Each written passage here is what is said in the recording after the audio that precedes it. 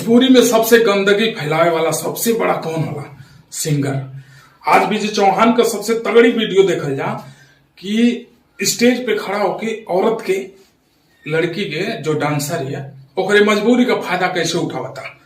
ये विजय चौहान है, बहुत बड़ा सिंगर है, अपने आप को राइटर भी बनता है। और देखो कितनी बेशर्मी से भोजपुरी इंडस्ट्री में कैसे गंदगी फैला रहा है?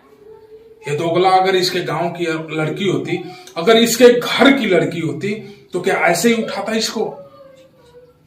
मतलब कितनी बेशर्मी से ये हरकत कर रहा है। इस वीडियो को पूरा देखें आप,